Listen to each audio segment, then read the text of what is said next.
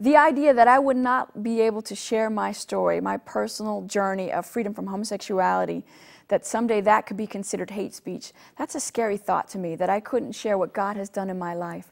And that's why I think this is very bad legislation. Christine Sneeringer, herself a former homosexual, is the director of Worthy Creations, a ministry that helps people leave the homosexual lifestyle through the power of Christ.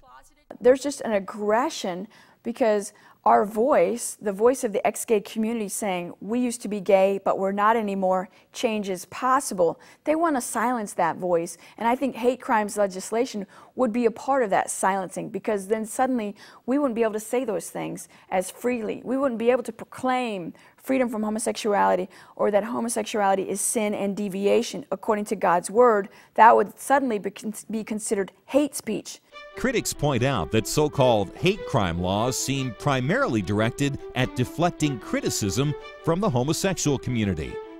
In April 2007, a group of former homosexuals gathered in Washington to oppose the current hate crimes legislation. If hate crime law is passed, they're telling me that I am more valuable as a lesbian than I am as an ex-lesbian. And I don't think that's true. I think no matter if you're a lesbian or you're not a lesbian, no matter who you are, I think you're valuable as a human being. There are hundreds and even thousands of men and women that have changed their sexual orientation.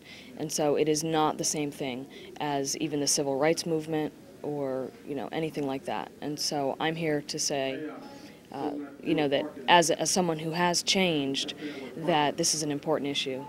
Indeed, the homosexual movement has attempted to align itself with the civil rights movement, and hate crime laws have been portrayed as a civil rights issue. But that doesn't sit well with some civil rights activists. William Owens is the founder and president of the Coalition of African American Pastors. I marched with Dr. King. I marched for civil rights. I fought for civil rights.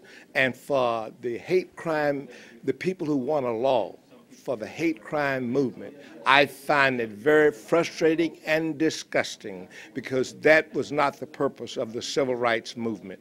And they're trying to hijack and take over the civil rights movement and make it their movement, and they didn't pay the price, nor do they suffer the things that blacks suffered prior to the civil rights movement. I'm not only upset about that comparison, I'm appalled at that comparison. It is so different, it is amazing. I remember 2 water fountains in my day. This is something I lived, where there was colored water fountains, white water fountains. I have never seen a homosexual water fountain, have you? To make homosexuality the equivalent of race, which is immutable, unchangeable, but homosexuality is not. It is not genetic, it is not inherent, it is not inborn. And I'm living proof of that.